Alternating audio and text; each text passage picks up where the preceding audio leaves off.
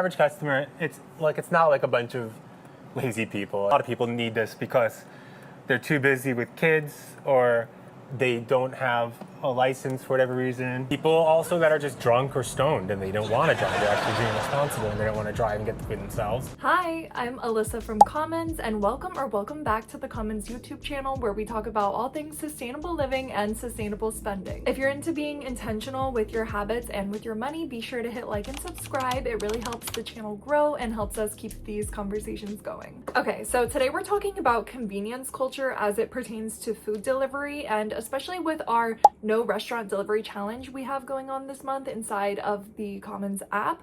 I've been thinking about this a lot lately. It's funny because food delivery service apps are doing the cooking for us, but somehow we're still the ones getting cooked. Sorry, I could not resist. And I don't just mean financially, I mean socially, mentally, and environmentally. Like, this is actually shaping our everyday lives more than I think we realize. So before we get into this more, I just want to be upfront and say this. I am absolutely not judging anyone for ordering food delivery. I've ordered food delivery before. It's okay. Like, really, we all do. It's pretty common nowadays. Sometimes you're just exhausted. Sometimes you've had a brutal day and cooking just feels totally unrealistic.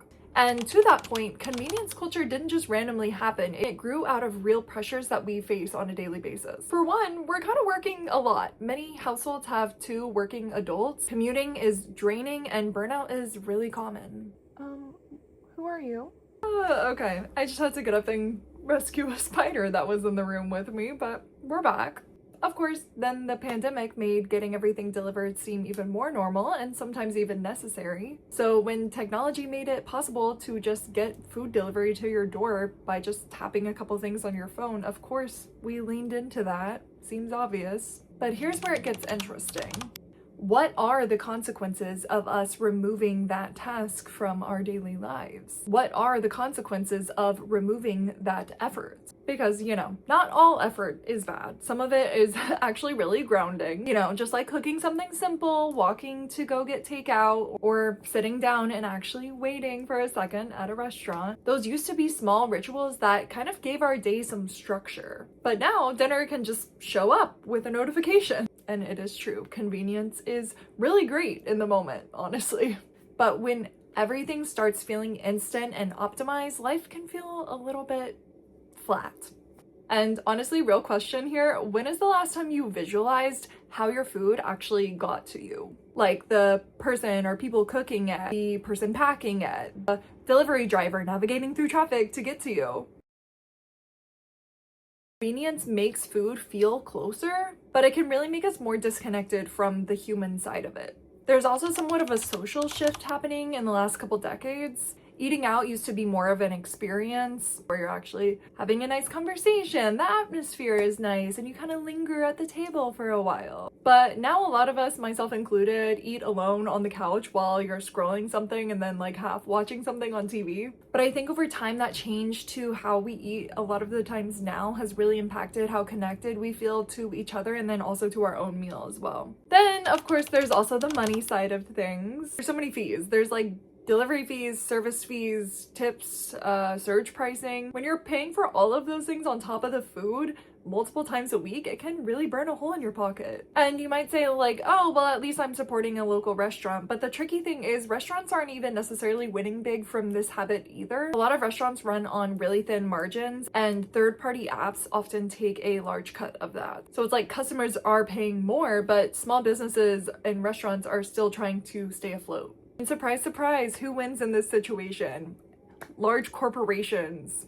There's also the environmental impact, which is actually a lot more nuanced than a lot of people think. So yes, there's the obvious stuff like takeout containers, extra packaging, plastic utensils, that kind of thing. But the transportation aspect of it actually plays a really big role. In really dense cities where deliveries happen by bike or scooter, the emissions impact can actually be quite low. But in a lot of places, meals are delivered one order at a time in often gas-powered cars. When routes aren't optimized or drivers aren't traveling long distances, emissions can add up quickly. So restaurant delivery isn't necessarily automatically bad for the planet.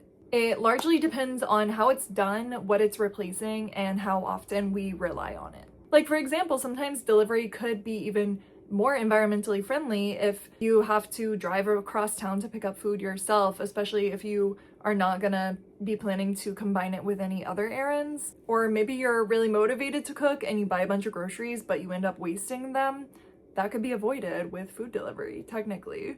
As with most sustainability decisions, it's more about having the general awareness and mindfulness rather than perfection. Something really important to note with all of this is that for a lot of people, delivery is genuinely very helpful. Like parents, shift workers, people that are dealing with illnesses or depression or disabilities. Convenience via food delivery can actually make life a lot more manageable for some people. So yes, all of this being said, I'm not suggesting that you eliminate convenience entirely. That's just not practical for everybody. But I do think it's important to notice convenience when it starts becoming the automatic default in our lives. As I mentioned earlier in the video, restaurants often aren't getting a lot of benefit from food delivery services. So what can we do to actually support restaurants in a more intentional way? Of course, if you can, go and pick up your order instead of getting delivery, dine in, be kind to the staff, and tip fairly. You can also leave reviews. You can buy gift cards to restaurants to help with their more immediate cash flow. And also, even if you don't have a big following, or especially if you do,